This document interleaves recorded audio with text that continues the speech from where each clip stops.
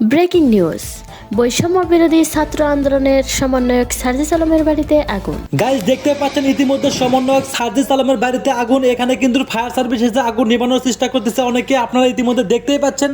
আসসালামু আলাইকুম, সবাইকে অনেক অনেক ধন্যবাদ। আপনারা দীর্ঘক্ষণ যাবত দেখতেছেন যে আমরা আগুন নিভাচ্ছি। বিশেষ করে আমরা 17 মিনিটের সংবাদ পাই। আগুনের সংবাদ পাওয়ার সাথে সাথে আমাদের কন্ট্রোল রুম থেকে লালবাগ ফায়ার স্টেশনকে মুভ করানো হয়। কিন্তু আমরা সবাই জানি যে দলের সাথে জড়িয়ে রয়েছে বাংলাদেশের ভবিষ্যৎ, সেই দলটি আত্মপ্রকাশের আগেই ভাঙনের মুখে চরম বিরোধে দেখা দিয়েছে দলের অভ্যন্তরীণ পর্যায়ে একটি পদকে কেন্দ্র করে। এইখানে দেখুন তাদের নিজেদের মধ্যে কি সংঘর্ষ হচ্ছে এবং এইখানেই কিন্তু সার্জিস এবং হাসনাতের খুবই খারাপ অবস্থা হয়। তাই এই দল গঠন করে তারা যে বিপদের মুখে পড়েছে আপনারা দেখতে পারবেন। এদিকে সমন্বয়কদের রাজনৈতিক দল গঠন নিয়ে নিজেদের মধ্যে সংঘর্ষে সার্জিস হাসনাতের খুবই খারাপ অবস্থা। সাধারণ মানুষরা কেঁপেছে সরকারের উপর, আবারও দেশে যুদ্ধের পরিস্থিতি তৈরি হয়েছে। এদিকে সরকারও ভয়ঙ্কর পদক্ষেপ নেন, রাজপথে লাশের বন্যা বইছে। আওয়ামী লীগ, ছাত্রলীগ কিংবা ছাত্রদল নয়, সমন্বয়কদের গণধোলাই দিয়েছে তাদের একটি গ্রুপ। প্রথমত ছাত্রলীগ ও ছাত্রদলের ওপর দোষ চাপালেও পরবর্তীতে উঠে এসেছে চাঞ্চল্যকর তথ্য। সমন্বয়কদের দুই গ্রুপের সংঘর্ষে আহত হয়েছে। বাংলাদেশে ছাত্র সমন্বয়কদের মধ্যে একেবারে নেতৃত্বের দ্বন্দ্ব শুরু হয়েছে, এমনটা আভাস পাওয়া যাচ্ছে। নতুন ছাত্রদের যে দল, সেই দলে কে নেতা হবেন কে হবেন না, এরকম নিজেদের মধ্যে এক ধরনের যুদ্ধ মারামারি শুরু হয়েছে। নেতা হওয়ার দ্বন্দ্ব শুরু হয়ে গেছে ছাত্র সমন্বয়কদের মধ্যে, এমন খবর গণমাধ্যমে। সবাই মনে করছেন যে শেখ হাসিনার মাথায় বাংলাদেশ নিয়ে একটা ষড়যন্ত্র ঘুরছে। কি সেই ষড়যন্ত্র? এই সরকারকে অস্থিতিশীল করা, বাংলাদেশকে বিপদে ফেলা, যে কোনো একটা বড় ধরনের ঘটনা ঘটানো। এর মাঝখানে যুক্তরাজ্য আবার একটা নোটিশ পাঠাইছে বাংলাদেশে তাদের নাগরিকদের জন্য যে বাংলাদেশে এই ফেব্রুয়ারি মাসে আপনার বড় ধরনের একটা ঘটনা ঘটবে। উস্তাদের মায় শেষ রাইতে, উস্তাদ শেষ রাইতের খেলাটা কেটে দিচ্ছে ডক্টর মোহাম্মদ ইউনূস স্যার সেই সুযোগ করে দিতেছে। আপনারা জনগণ রেডি হন, ভাবলেন তো, দেখছেন বুদ্ধির খেলা কেমনে ফাটাইতে হয় কেমনে আটকাইতে হয়, এই বলে উস্তাদের মায় শেষ রাইতে। হ্যাঁ, ঠিক দেখা মতো খেলা দিচ্ছে। গোড়াতে গন্ডগোল লেগে গেছে, বলছে বৈষম্য বিরোধী ছাত্রদের নতুন দল গঠনের কথা। গত কয়েক সপ্তাহ ধরে সরকারি পৃষ্ঠপোষকতায় যে নতুন রাজনৈতিক দল গঠনের কথা শোনা যাচ্ছে, তার শীর্ষ পদ নিয়ে 3 ভাগে বিভক্ত হয়ে পড়েছে ছাত্রনেতারা। ফলে নতুন রাজনৈতিক বন্দোবস্তের আওয়াজ তুলে শুরুতেই নিজেদের মধ্যে দ্বন্দ্বে জড়িয়ে পড়েছে। বৈষম্য বিরোধী ছাত্র আন্দোলনের সমন্বয়ক সার্জিস আলমের বাড়িতে আগুন, এমন একটি নিউজ বর্তমান বাংলাদেশের সোশ্যাল মিডিয়াতে ভাইরাল হয়ে ছড়িয়ে পড়ছে।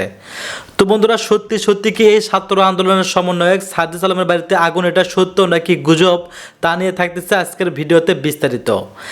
এই বিষয়ে পর্যালোচনা করে আমরা বেশ কয়েকটি খুবই গুরুত্বপূর্ণ তথ্য এবং ভিডিও পাই, যা আজকের ভিডিওতে সেগুলোই এক এক করে ধারাবাহিক তুলে ধরব। যদিও আজকের ভিডিওটা কিছুটা লং হতে পারে, তবে ভিডিওতে খুবই গুরুত্বপূর্ণ তথ্য থাকছে বর্তমান বাংলাদেশের রাজনীতির প্রেক্ষাপট কোন দিকে যাচ্ছে। বন্ধুরা চলুন, ভিডিওতে আজকে আর বেশি কথা বাড়িয়ে আপনাদের মূল্যবান সময়টি আমরা নষ্ট করতে চাই না। সরাসরি আজকে আমরা চলে যাব মূল ভিডিওতে। আর সেখানে আজকে আমরা দেখব সত্যি সত্যি কি এই ছাত্র সমন্বয়ক সার্জিস আলমের বাড়িতে আগুন নাকি এটা গুজব ছিল। উপদেষ্টা বলছেন যে সবার বাড়ি ঘরে আগুন ধরানো যাবে না, কাউকে মারা যাবে না, নাম মেরে সবাইকে বোঝাতে হবে যে আপনারা ভুল করেছেন, আওয়ামী লীগের লোকজনকে নিজেদের দলে আনতে হবে।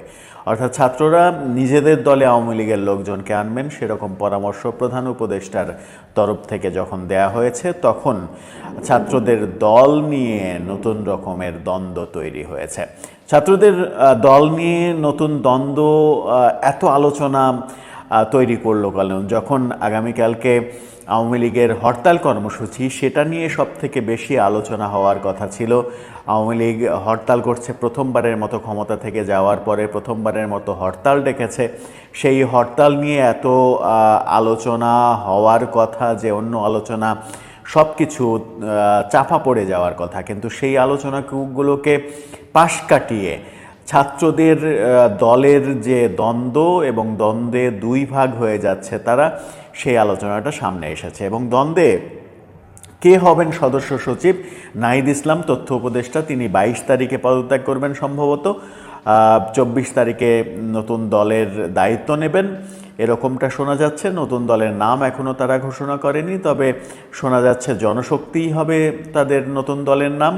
নাহিদ ইসলাম আহ্বায়কের দায়িত্ব নেবেন, সদস্য সচিব কে হবেন সেই দ্বন্দ্ব যখন চরমে উঠেছে এবং সেই দ্বন্দ্বের কারণে দল ভেঙে যাওয়ার সম্ভাবনা তৈরি হয়েছে, দুটো দল তৈরি হওয়ার সম্ভাবনা হয়েছে, সেখানে সার্জিস আলম সুযোগ পাচ্ছেন না। সার্জিস আলম সুযোগ না পাওয়ার কারণে ওখানে দ্বন্দ্বটা চরম আকার ধারণ করেছে, দুই ভাগ হয়ে যেতে পারে এই দল। এবং আক্তার হোসেন শেষ পর্যন্ত নাগরিক কমিটির যিনি সদস্য সচিব, ডাকসুর সদস্য ছিলেন এর আগে, সেই আক্তার হোসেন তার কথা উঠে আসছে, যদিও তাকে নিয়ে বিতর্ক তৈরি হয়েছে। তিনি মাদ্রাসা ব্যাকগ্রাউন্ডের ছাত্র, এর আগে সম্ভবত ছাত্র শিবিরের রাজনীতির সঙ্গে তিনি জড়িত ছিলেন। লেবাস সব কিছু মিলিয়ে একটা ইসলামিক ভাব রয়েছে, সেটাকে আবার মনে করছেন যে সেই দায়িত্ব যদি তাকে দেয়া হয় তাহলে ছাত্রদের নতুন দলটাকে ইসলামী ছাত্র শিবির হিসেবে ট্রিট করা হবে কিনা, সেই আলোচনার মধ্যে তাকে নিয়ে নানা রকমের দ্বিধাদ্বন্দ্ব রয়েছে। যদিও সেটা কোনো কারণ হওয়ার কথা নয়, তারপরেও সেই দ্বিধাগুলো কাজ করছে। কিন্তু আক্তার হোসেনের সঙ্গে যারা প্রতিদ্বন্দ্বিতা করছেন, আলী হাসান জুনায়েদ যুগ্ম আহ্বায়ক নাগরিক কমিটির, নাসিরউদ্দিন পাটোয়ারি সভাপতি আহ্বায়ক নাগরিক কমিটি, সার্জিস আলম প্রধান সংগঠক নাগরিক কমিটি, মাহবুবুল আলম মাহফুজ আলমের ভাই, যেটা আগের ভিডিওতে আমরা বলেছি যে এরা প্রতিদ্বন্দ্বী, কিন্তু শেষ পর্যন্ত আক্তার হোসেন এবং সার্জিস আলমের মধ্যেই প্রতিদ্বন্দ্বিতাটা চরমে উঠেছে। এবং সেই চরমে ওঠার কারণে শেষ পর্যন্ত যেটা হতে চলেছে বলে গুঞ্জন শুরু হয়েছে, গুঞ্জন কতটা সত্য জানি না, যে আক্তার হোসেনই সদস্য সচিব হচ্ছেন এবং সার্জিস আলমকে সেই ক্ষতি পুষিয়ে দেওয়ার জন্য নাহিদ ইসলাম পদত্যাগ করছেন। এর আগে হাসান আরিফ মারা গেছেন, অর্থাৎ দুইজন উপদেষ্টার পদ শূন্য হচ্ছে। সেখানে সার্জিস আলমকে উপদেষ্টা হিসেবে নিয়োগ দিয়ে দিলেও অবাক হওয়ার কিছু থাকবে না। সেই দৃশ্যই কি আমরা দেখতে চলেছি? নতুন উপদেষ্টা সার্জিস আলম হচ্ছেন। সার্জিস আলম নানাভাবে বিতর্কিত একজন ব্যক্তি, নানাভাবে তিনি বিতর্কিত হয়েছেন। জুলাই ফাউন্ডেশন থেকে পদত্যাগ করতে বাধ্য হয়েছেন, বিতর্ক তার পিছু ছাড়ছে না। সার্জিস হাসনাতের বিরুদ্ধে বিতর্ক হচ্ছে, নতুন নতুন গাড়ি ব্যবহার করা, বিলাসবহুল জীবনযাপন করা, ফোনের মডেল চেঞ্জ করা, এই রকম ব্যাপারগুলো যখন আলোচনা হচ্ছে, তার বিয়ে সম্পর্কে তো আলোচনা হয়েছে, বিয়ে করেও একটা বিতর্কের জন্ম দিয়েছেন, টেলিভিশনের টক শোতে সেই সব উত্তরও তাকে দিতে হচ্ছে।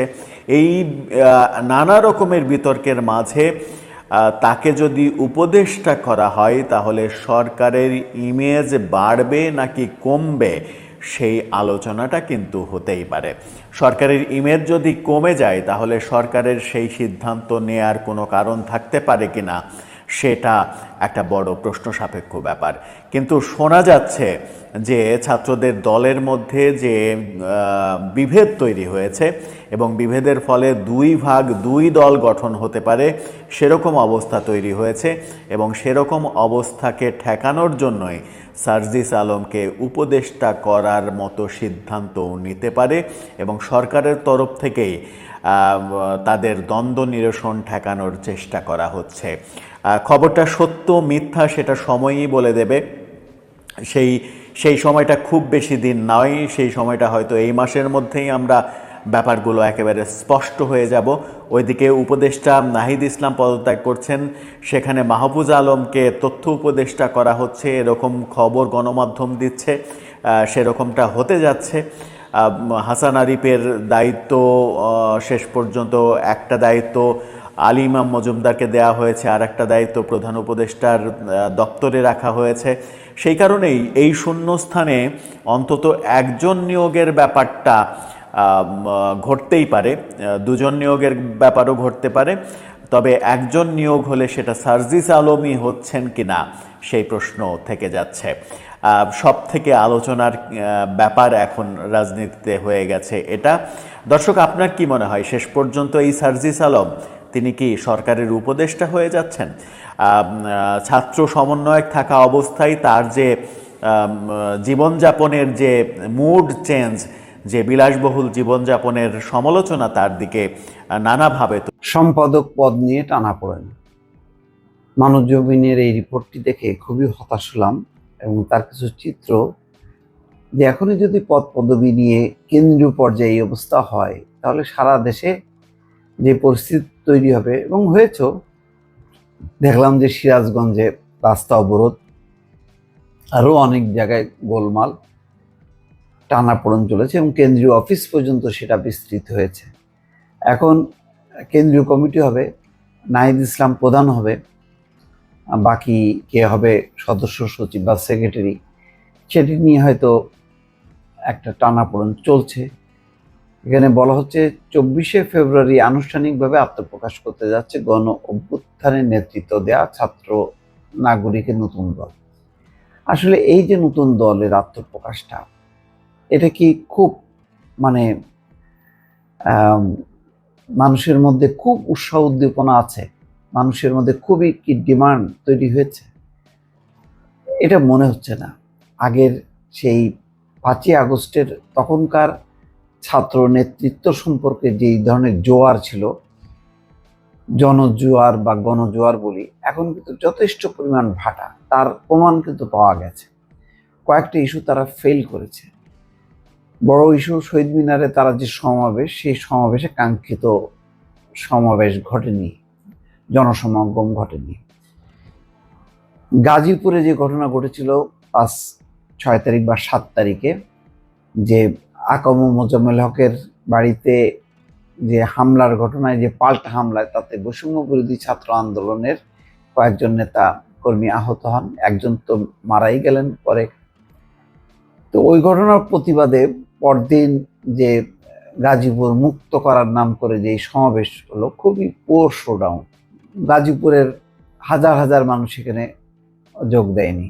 এখন ছাত্ররা তাদের সাংগঠনিক শক্তি নিয়ে যতটুকু আসে, সেটা কত, 1000, 2000, 4000, 5000, এই তো।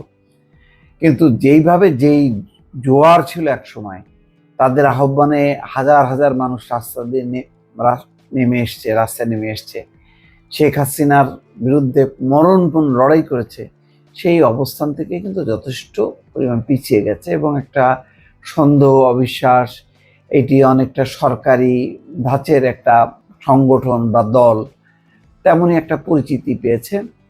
অর্থাৎ প্রশাসনের জোরে, ক্ষমতার জোরে চলতে চাইছে, এমন একটা পারসেপশন তৈরি হয়েছে। সেই কারণেই দেখা যাচ্ছে যে বিভিন্ন জায়গায় যখন কি কমিটি করা হচ্ছে, সেই কমিটি নিয়ে টানাপোড়েন চলছে, পাল্টাপাল্টি চলছে। সেই ঘটনা যশোরে হয়েছে, আরও অনেক জায়গায় হয়েছে।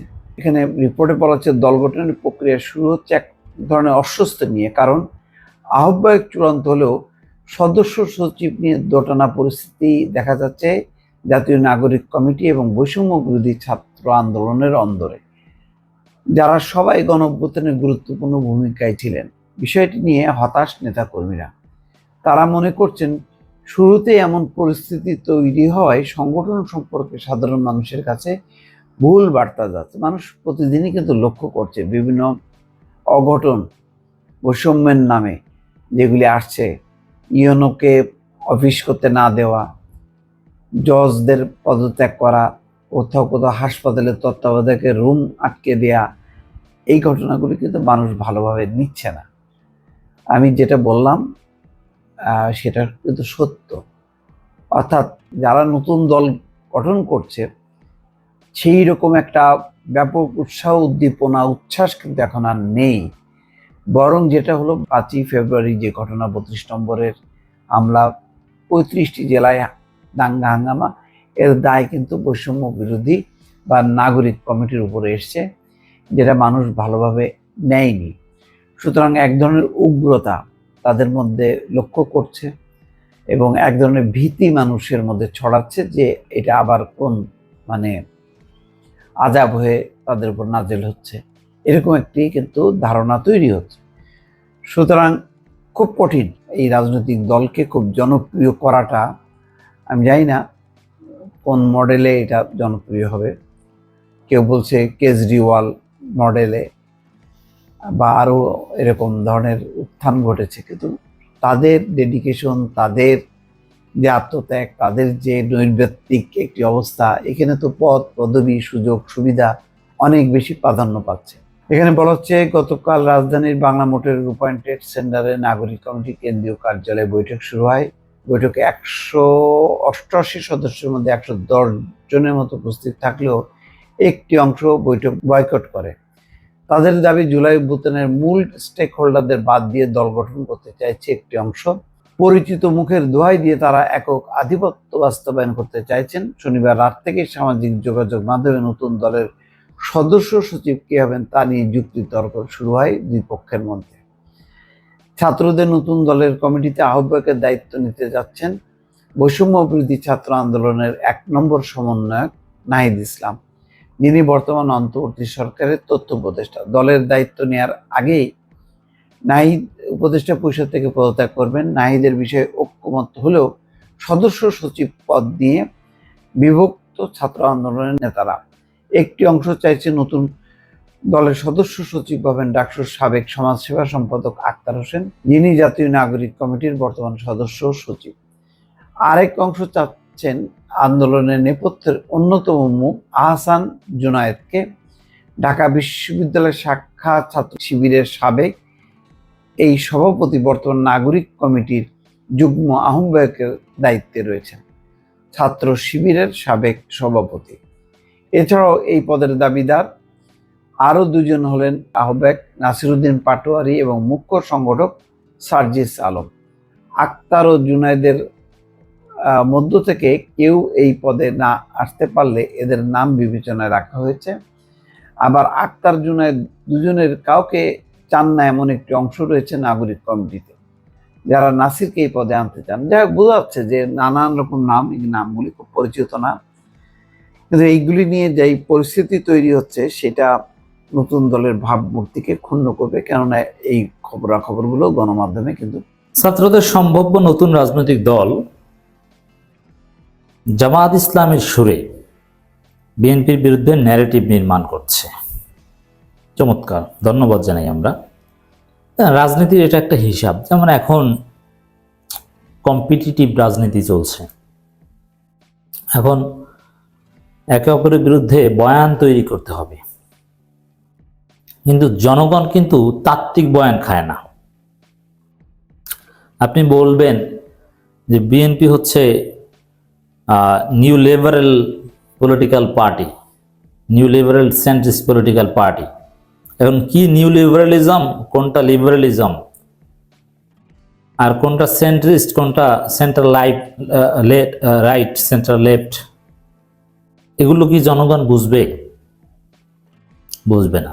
আপনি বলবেন যে Jamaat Islami rightist political party, মধ্যমপন্থী নয়, এগুলো জনগণ বুঝবে? বুঝবে না।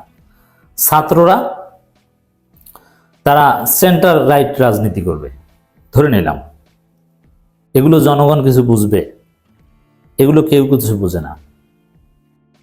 আওয়ামী লীগ ফ্রি মার্কেট ইকোনমিতে বিশ্বাস করে, ফ্রি মার্কেট ইকোনমিতে শিফট করেছে। এক সময় তারা সোশ্যালিজমের যে ইকোনমিক সিস্টেম, এগুলোর প্রতি তাদের আগ্রহ ছিল। সেখান থেকে আফটার 1991 তারা ফ্রি মার্কেট ইকোনমি, লেইসেস ফেয়ার, এগুলোতে এন্টার করেছে। জনগণ এইসব থিওরি কিছু বুঝে? এগুলো বুঝে। এর ঠিক তদ্রূপ যে 31 দফা, ওইসব হাবিজাবি জনগণ বোঝে না। কারো বিরুদ্ধে ন্যারেটিভ নির্মাণের জন্য জনগণের হাতের কাছে চাক্ষুষ ফ্যাক্ট লাগে। বিএনপি ক্ষেত্রে এটা ঘটেছে। বিএনপি কি, বিএনপির ফিলোসফি কি, দর্শন কি, এইসব তাত্ত্বিক আলোচনা কেউ বুঝবে না। সহজ ন্যারেটিভ বিএনপির বিরুদ্ধে। এখন বিএনপি চাঁদাবাজি করছে, জনগণ চোখের সামনে দেখছে, শেষ ঘটনা এখানেই। অতএব বিএনপির বিরুদ্ধে এই মুহূর্তে বিএনপির বিরোধী শক্তি যারা, তাদের প্রধান রাজনৈতিক বয়ান বিএনপি চাঁদাবাজি করছে। এতে বিএনপির নাম বলা লাগে না। সাপোজ লোকাল স্যাঁচরা নেতাদের কথা বাদ দিলাম, বিএনপির 3 জন কেন্দ্রীয় নেতা কোনো একটা রেস্টুরেন্টে বসে কফি খাচ্ছে, আমি উদাহরণ দিলাম, ইমাজিনারি। আপনি দূর থেকে বলবেন যে চাঁদাবাজ, দেখবেন লাফ দিয়ে উঠছে, মানে ওখানে বিএনপির 3 জন নেতা চাঁদাবাজ বলবেন আপনি অন্যদিকে ফিরে দেখবেন তারা লাভ দিয়ে উঠছে। এর মানে বিএনপি চাঁদাবাজ একথা বলতে হয় না। চাঁদাবাজ বললেই জনগণ বুঝে যায়, বিএনপি বোঝে ওটা আমাদেরকে বলছে। প্রমাণ মিজান রহমান আজারি বলছে যে আরেক দল খাওয়ার জন্য রেডি। বিএনপির নাম ভুলেও বলেনি। চাঁদাবাজের বিরুদ্ধে মিজান রহমান আজারি বলছে বিএনপির নাম ভুলেও বলেনি, কিন্তু বিএনপি খেপে গেছে। ওইরকম চাঁদাবাজ বললেই এখন বিএনপি বুঝে মানুষ। এটাকে কাজে লাগাতে হবে। জামাত কিন্তু এটা কাজে লাগাচ্ছে। আমিরে জামাতের প্রত্যেকটা বক্তব্যে বিএনপির নাম নাই, কিন্তু চাঁদাবাজ শব্দটা আছে, যে চাঁদাবাজদের বিরুদ্ধে আমাদের রাজনীতি, চাঁদাবাজি চলবে না, চাঁদাবাজি আমরা হতে দেব না। জামাত চাঁদাবাজি করে না, বিএনপির নাম কিন্তু বলছে না। বিএনপির নামটা আমি তাফসির করে বলে দিচ্ছি। এটা হচ্ছে জামাতের রাজনীতি। ছাত্ররাও কিন্তু চালাক, তারাও এই পয়েন্টটাকেই বিএনপি বিরোধী বয়ান হিসেবে ব্যবহার করছে।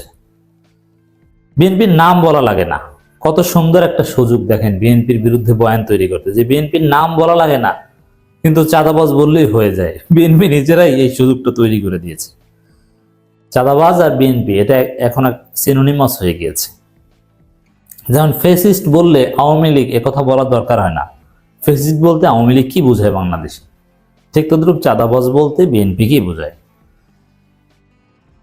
চাঁদাবাজি সিন্ডিকেট আগে ছিল, এখনো আছে সার্জিস আলম। তাহলে এখনো আছে, এখনো কারা করছে? বিএনপি করছে। এটা তো বলার অপেক্ষা রাখে না। এখন এই বক্তব্যে বিএনপির লোকজন খেপবে। সার্জিস কিন্তু বিএনপির নাম বলেনি, যে চাঁদাবাজ সিন্ডিকেট আগে ছিল, এখনো আছে। এটাই হচ্ছে যে ছাত্ররা যে দল গঠন করতে যাচ্ছে তারা বিএনপির বিরুদ্ধে বয়ান তৈরি করছে। এটা ফ্যাক্ট। এই ফ্যাক্টগুলো কাজে লাগাতে পারলে এটাই বিএনপির ব্যর্থতার কারণ হতে পারে, বিএনপির বিরুদ্ধে শক্তির বিজয়ের কারণ হতে পারে। জাতীয় নাগরিক কমিটির মুখ্য সংগঠক সার্জিস আলম বলেছেন, এই বাংলাদেশ চাঁদাবাজি ছিল, চাঁদাবাজি হচ্ছে, সিন্ডিকেট ছিল, সিন্ডিকেট হচ্ছে। এগুলো বন্ধ করতে হলে সবাইকে ঐক্যবদ্ধ হতে হবে। সার্জিস আলম বলেন, সোনারগাঁওয়ের শিল্প নগরীর বিভিন্ন জায়গায় দখলদারিত্ব যা ছিল তাই আছে। এখন যা ছিল আওয়ামী লীগ তো নাই, তাই আছে কারা করছে? বিএনপি করছে। এটা বুঝতে কি পলিটিক্যাল সায়েন্টিস্ট হওয়া দরকার? নেবার। বিভিন্ন জায়গায় দখলদারি যা ছিল তাই আছে। বিভিন্ন প্লট থেকে শুরু করে যত টাকার ভাগ বটরা হতো এখন তার চেয়ে কম হয় না, বরং আরো বেশি হয়। মনে রাখতে হবে, অভ্যুত্থানের লড়াইয়ে 5-6 জুনে আমরা 500 জন রাজপথে ছিলাম না, কিন্তু 5 আগস্ট আমরা 5 কোটি মানুষ পুরো বাংলাদেশের রাজপথে নেমেছিল। এজন্য সময় দিতে হবে, সাহসিকতার সঙ্গে রাজপথে থাকতে হবে, মানে বিএনপির চাঁদাবাজের বিরুদ্ধে দাঁড়াতে হবে। এটাই হচ্ছে সার্জিসের আহ্বান। তিনি বলেন, আমাদের রাজনৈতিক দল ফেব্রুয়ারি মাসে আসছে, আমাদের অনেক আশা আকাঙ্ক্ষা রয়েছে। বিগত 16 বছর যে চর্চাগুলো ছিল, আমরা এখন আবার সে চর্চাগুলো নতুন করে দেখতে পাচ্ছি। স্পষ্ট কথা, যারা এসব চর্চাগুলো করে এসছে এদের রক্তে সেই চর্চা একদম মিশে গেছে। সেই চর্চা থেকে বের হয়ে আসতে নেতৃত্ব দিতে হবে যারা অভ্যুত্থান নেতৃত্ব দিয়েছিল। সার্জিস আলম বলেন, আমাদের লড়াই, খুনি হাসিনা দেশ ছেড়ে পালিয়েছেন, আমাদের লড়াইয়ে খুনি হাসিনা নিজে বাঁচার জন্য এবং পরিবারকে বাঁচানোর জন্য পারলেও তার নেতাকর্মীদের নিয়ে যাননি। এক কথায় খুনি হাসিনা তার দলীয় আওয়ামী লীগ, ছাত্রলীগ, যুবলীগকে টিস্যুর মতো ব্যবহার করছেন, রাইট? আর এখন এই মূর্খ পান্ডাগুলো এখনো হাসিনার কথায় লাফায়। ওদের কপালে যে কি আছে, এক বুলডোজার দিয়ে তো মোটামুটি একটু ইঙ্গিত পেয়েছেন, সামনে আরো দেখবেন। তিনি বলেন, এখন অনেক রাজনীতি করছেন বিভিন্ন রাজনৈতিক প্ল্যাটফর্মের ব্যানারে, এখন চেনার সময় হয়েছে। বিগত 15-16 বছরে কোন নেতাকে কাছে পেয়েছেন এবং কোন নেতাকে আত্মগোপনে কিংবা দেশের বাইরে থেকে বিভিন্ন সময় সুবিধা আদায় করছেন, এটা বিএনপিকে ইঙ্গিত করে বলেছেন।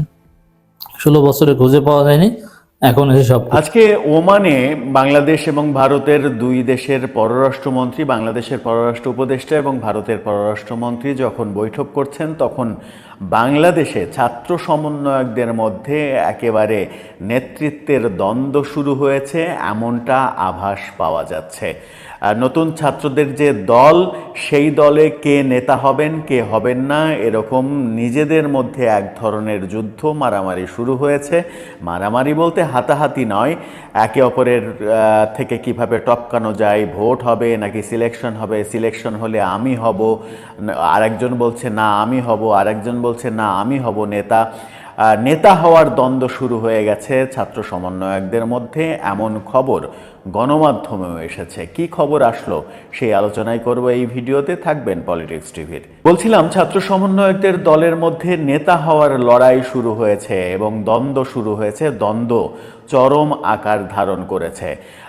তথ্য উপদেষ্টা নাহিদ ইসলাম নতুন দলের আহ্বায়ক হচ্ছেন এটা নিশ্চিত, কিন্তু সদস্য সচিব কে হচ্ছেন সেই পদ নিয়ে শুরু হয়েছে এক ধরনের কামড়াকামড়ি। সেই কামড়াকামড়িতে এই মুহূর্তে এখন পর্যন্ত অন্তত 5 জন প্রতিদ্বন্দ্বীর নাম শোনা যাচ্ছে, যারা কেউ কাউকে ছাড় দিতে রাজি নন। তারা প্রত্যেকেই সদস্য সচিব হতে চান এবং তাদের পক্ষে জনমত তারা তৈরি করছেন। বিভিন্ন জন আবার তাদের বিভিন্ন জনের পক্ষে ফেসবুকে স্ট্যাটাসও দিচ্ছেন। যেমন বৈষম্য বিরোধী আন্দোলনের অন্যতম মুখ আব্দুল হান্নান মাসুদ, তিনি একজনের পক্ষে সরাসরি ফেসবুকে পোস্ট দিয়েছেন যে তাকে নেতা মেনেই বৈষম্য বিরোধী আন্দোলনে এসেছিলাম।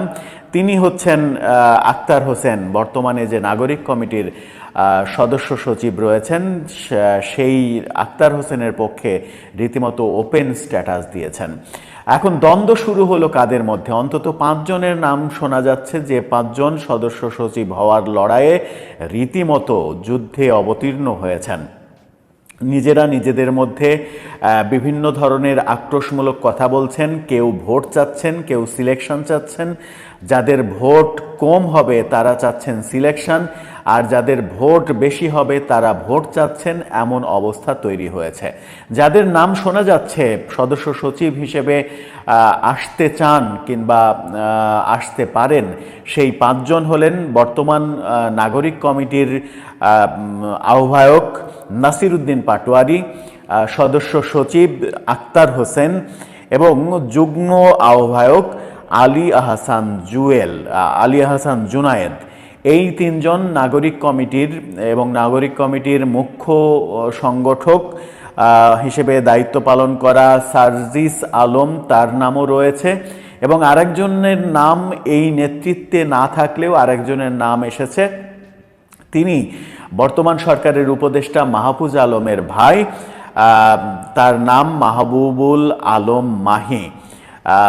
মাহবুবুল আলম মাহি ঢাকা বিশ্ববিদ্যালয়ের, তিনি এই পদে আসতে চান এমন খবরও শোনা যাচ্ছে এবং সেটা মাহফুজ আলমের কল্যাণে এই পদ দখল করতে চান এমন খবর রটেছে।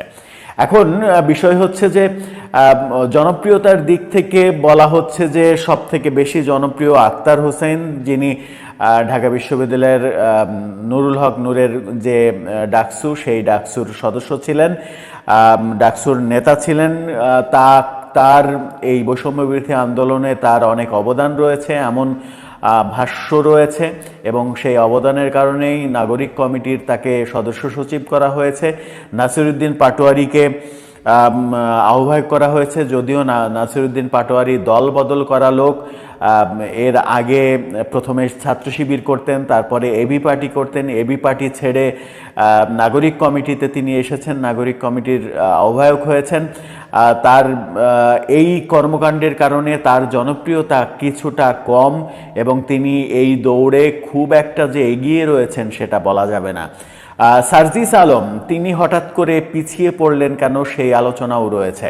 সার্জিস আলম বৈষম্য বিরোধী ছাত্র আন্দোলনের অন্যতম প্রভাবশালী মুখ। তিনি যে সকল কথা মুখ দিয়ে বের করেন মনে হয় যে বোমা ছাড়ছেন এক একটা। তার শরীরের ওজনের চাইতে কথার ওজন বেশি বলে অনেকে মনে করেন। সেই সার্জিস আলম হঠাৎ করে পিছিয়ে পড়লেন কেন? নাহিদ ইসলাম যখন আহ্বায়ক হচ্ছেন তখন সার্জিস আলমেরই তো সদস্য সচিব হওয়ার জোর সম্ভাবনা থাকার কথা, অথবা হাসনাত আবদুল্লাহর সদস্য সচিব হওয়ার কথা। হাসনাত আবদুল্লাহর নামই নেই এই আলোচনায়। সার্জিস আলমের নাম রয়েছে, কিন্তু সার্জিস আলম সবার থেকে পিছিয়ে রয়েছেন বলে শোনা যাচ্ছে। সবার থেকে এগিয়ে রয়েছেন এমনটা শোনা যাচ্ছে আলী হাসান জুনায়েদ, যুগ্ম আহ্বায়ক নাগরিক কমিটির, তার নাম শোনা যাচ্ছে সবার থেকে এগিয়ে রয়েছেন। এরপরে আক্তার হোসেন, যিনি সদস্য সচিব নাগরিক কমিটির, তার নাম রয়েছে। 3 নম্বরে যার নাম রয়েছে তিনি মাহবুবুল আলম মাহি, মাহফুজ আবদুল্লাহর ভাই, উপদেষ্টা মাহফুজ আবদুল্লাহর ভাই, এবং ভাইয়ের কল্যাণে তিনি এই পদটা দখল করতে চান, এমনটাও আলোচনা রয়েছে। সার্জিস আলম এবং নাসিরউদ্দিন পাটোয়ারি একটু পিছিয়ে রয়েছেন।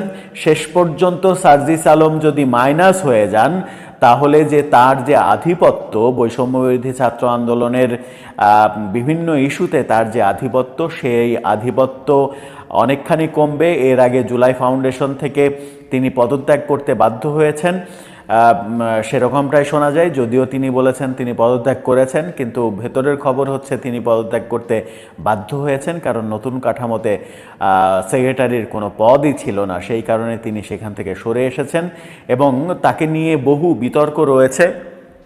বিতর্ক হাসনাত আবদুল্লাহকে নিয়েও রয়েছে, বিতর্ক নাহিদ ইসলামকে নিয়েও রয়েছে, অনেককে নিয়েই বিতর্ক রয়েছে। কিন্তু এই বিতর্কের মাঝেই তারা নতুন দল যখন গড়তে যাচ্ছেন তখন নেতৃত্বের দ্বন্দ্বটা চরম আকার ধারণ করেছে। এই নেতৃত্বের দ্বন্দ্ব যখন চরম আকার ধারণ করলো তখন দল গঠনের আগেই যদি এই অবস্থা হয় তাহলে দল গঠনের পরে তাদের নেতৃত্বের অবস্থা কি দাঁড়াবে সেটা নিয়েও আশঙ্কা করছেন অনেকে। দেখা যাক শেষ পর্যন্ত কি হয়। দলের নামকরণ এখনও চূড়ান্ত হয়নি, যদিও শোনা যাচ্ছে জনশক্তিই হবে তাদের দলের নাম। 25 তারিখের মধ্যে দলের ঘোষণা আসতে পারে, 23 তারিখের মধ্যে নাহিদ ইসলাম পদত্যাগ করতে পারেন, এরকম খবরই শোনা যাচ্ছে। শেষ পর্যন্ত কি হয় সেটা দেখার অপেক্ষা। দর্শক, আপনার কি মনে হয় হঠাৎ করে এই বৈষম্যবিরোধী আন্দোলনের নেতাদের মধ্যে নেতৃত্বের দ্বন্দ্ব কেন তৈরি হলো, এবং এই নেতৃত্বের দ্বন্দ্ব তাদের নতুন যে দল সেই দল তৈরিতে নতুন কোনো সংকট তৈরি করবে কিনা? ধন্যবাদ প্রিয় দর্শকবৃন্দ, আমাদের ফুল ভিডিওটি দেখার জন্য আপনাকে জানাই অসংখ্য অসংখ্য ধন্যবাদ। তো বন্ধুরা, ইতিমধ্যে ভিডিও ফুটেজ থেকে হয়তো বুঝতেই পারছেন আজকের ভিডিওটা কতটা গুরুত্বপূর্ণ ছিল। সব থেকে মজার বিষয় এবং মেন কাহিনী হচ্ছে সমন্বয়ক সার্জিস আলমের বাড়িতে আগুন, এমন একটি নিউজ বর্তমান বাংলাদেশের সোশ্যাল মিডিয়াতে ভাইরাল হওয়া ছড়িয়ে পড়ছে। তবে আসলে এটা সত্য না, এটাই ছিল একটা গুজব। দয়া করে আপনারা কেউ গুজবে কান দেবেন না, সম্পূর্ণ ভিডিও দেখবেন এবং সঠিক তথ্য জানতে পারবেন। ভিডিও অনেকেই সম্পূর্ণ না দেখে আপনারা সঠিক তথ্য জানতে পারেন না। আসলে কিন্তু সমন্বয়ক সার্জিস আলমের বাড়িতে কোনো আগুন লাগে নাই, এটা একটা গুজব এবং ফেক ছিল। যাই হোক বন্ধুরা, এমন নিত্য নতুন আপডেট খবর সবার আগে পেতে চাইলে এখনই আমাদের এই পিচ্চি সাকিব ইউটিউব চ্যানেলটি সাবস্ক্রাইব করুন।